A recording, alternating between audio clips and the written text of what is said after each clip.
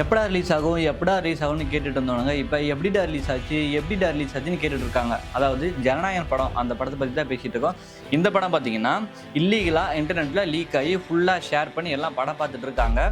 இந்த ஒரு விஷயம் சாதாரணமாக விட்டுற முடியாது. ஏன்னா இப்போ நடக்கிற இந்த ஒரு விஷயம் பிற்காலத்தில் பார்த்தீங்கன்னா வரக்கூடிய படங்களுக்கு பெரிய பாதிப்பை ஏற்படுத்தும். இந்த படத்தில் பார்த்தீங்கன்னா மமிதா பைஜு, பூஜா ஹெக்டே, கௌதம் வாசுதேவன் மற்றும் விஜய் இவங்களாம் நடித்த படம் தான். ஸோ இந்த படம் ரிலீஸ் ஆச்சு இல்லையா? இந்த படம் இல்லீகலாக ரிலீஸ் ஆனதுக்கு திரை பிரபலங்கள் அவங்க ட்விட்டர் மூலியமா அவங்களோட ஆதங்கத்தில் வெளிப்படுத்தியிருக்காங்க. என்னென்னு சொல்லியிருக்காங்க அப்படின்னு சொல்லி பார்க்கலாம். முதல்ல இந்த படத்தோட தயாரிப்பாளர் தனஞ்சயன் அவர் என்ன சொல்லியிருக்காரு அப்படின்னா, படம் ரிலீஸ் ஆன விஷயம் கவலைக்கான ஒன்று. இது கோபத்தை ஏற்படுத்தும் செயல்.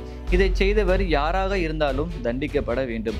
கேவிஎன் நிறுவனம் நீதிமன்றத்தை அணுகி லீக் செய்யப்பட்ட அனைத்து லிங்குகளையும் நீக்க நடவடிக்கை எடுக்க வேண்டும். விஜய் படத்தை எவ்வளவுதான்டா டார்கெட் பண்ணுவீங்க இப்படி சொல்லியிருக்காரு. அடுத்ததாக பார்த்தீங்கன்னா நடிகர் சிவகார்த்திகேயன் அவர் என்ன சொல்லியிருக்காரு அப்படின்னா, ஒவ்வொரு திரைப்படமும் ஆயிரக்கணக்கான மக்களின் பேரார்வம், ரத்தம் மற்றும் வியர்வையால் உருவாக்கப்படுகிறது. தயவு செய்து திருட்டு பிரதிகளை தவிர்க்கவும், திரையரங்குகளில் வெளியாவதை காத்திருந்து பார்க்கவும், திறமையானவர்களை மதியுங்கள், கடின உழைப்பை மதியுங்கள், இந்த துறையை மதியுங்கள். அடுத்து பார்த்தீங்கன்னா தயாரிப்பாளர் சுரேஷ் அவர் என்ன சொல்லியிருக்காருன்னா,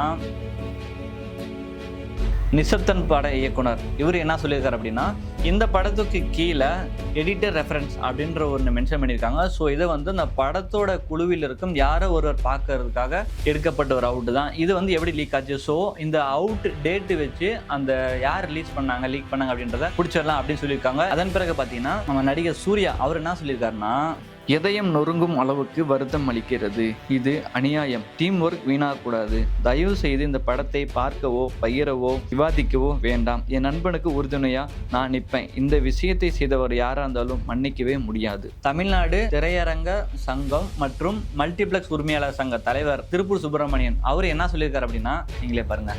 படம் நேற்று ராத்திரி ஒரு ட்ரெய்லர் மாதிரி வந்தது. அந்த ஓப்பனிங் ஷீட் பண்ணிட்டு ஒரு 5 நிமிஷம் 10 நிமிஷம் ஓடுற மாதிரி வந்தது. திடீர்னு பார்த்தோன்னா இரவு ராத்திரி 2 மணிக்கு மேலே முழு படமே ஹெச்டியில் வந்துருச்சு. காலையில் எந்திரிச்சு பார்த்தோன்னா பேரதிர்ச்சி.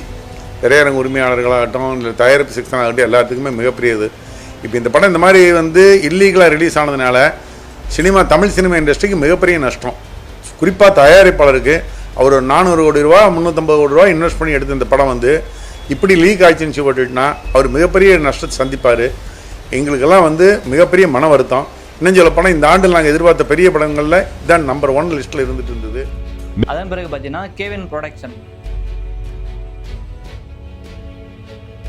ஸோ இவ்வளோ பேசியிருக்காங்க. ஒரு சாதாரண விஷயமா விட்டுற முடியாது. இப்போ ரிலீஸ் ஆன மாதிரியே பின்னாடி வரக்கூடிய படங்கள் அனைத்து படங்களும் இப்படியே ரிலீஸ் பண்ணிடுறாங்க. இந்த படம் ரிலீஸ் ஆனது யார் அப்படின்ற ஒரு விஷயம் எல்லாரும் கேட்டுக்கிட்டே தான் இருக்காங்க. எல்லாரும் மனசுல எழும்புது. ஒரு தரப்பு என்ன சொல்லப்படுதுன்னா, பாஜக தான் ரிலீஸ் பண்ணியிருப்பாங்க. ஏன்னா பாஜக கையில தான் சென்சார் போர்டு இருக்கிறதா, மத்திய அரசு கையில தான் சென்சார் போர்டு இருக்கு. ஸோ அவங்க ரிலீஸ் பண்ண வாய்ப்பு இருக்கிறதா சில தரப்பு சொல்லப்படுது. இன்னொரு தரப்பு என்ன சொல்றாங்க அப்படின்னு பார்த்தீங்கன்னா, திமுக இவங்க தான் ரிலீஸ் பண்ணியிருப்பாங்க அப்படி ஒரு தரப்பு சொல்லப்படுது. இன்னொரு தரப்பு என்ன சொல்றாங்க அப்படின்னா, விஜய் அவர்கள் இவர் தான் ரிலீஸ் பண்ணியிருப்பாரு. ஸோ அவரோட மார்க்கெட்டிங் ஏற்றதுக்காக அவர் ரிலீஸ் பண்ணியிருக்காங்க அப்படின்னு சொல்லப்படுது. ஸோ யார் என்னன்னு இஷ்யூ போய்கிட்டு இருக்கு. அது கூடி சீக்கிரம் மாட்டுவார் அப்படின்ற ஒரு நம்பிக்கை இருக்கு. என்னோட கருத்து என்ன அப்படின்னு சொல்லி பார்த்தீங்கன்னா, தயவு செய்து இந்த படத்தை யாரும் ஷேர் பண்ண வேணாம், பார்க்க வேணாம், படத்தை பற்றி பேச வேணாம். ரிலீஸ் ஆகும்போது எல்லாம் தியேட்டரில் போய் பாருங்க. ஏன்னா பல பேருடைய உழைப்பு இருக்குன்னு சொல்லியிருக்கல. யாராவது பார்த்தீங்கன்னா இயக்குனர், அசிஸ்டன்ட் இயக்குனர், அப்புறம் பார்த்தீங்கன்னா ப்ரொடியூசர், ஆர்டிஸ்ட், நிறைய பேரோட உழைப்பு இருக்கு. ஸோ யார் உழைப்பும் வீணாகக்கூடாது. நம்ம எஸ்கே சொன்ன மாதிரி தான், அதாவது திறமையானவர்களை மதியுங்கள், கடின உழைப்பையும் மதியுங்கள்.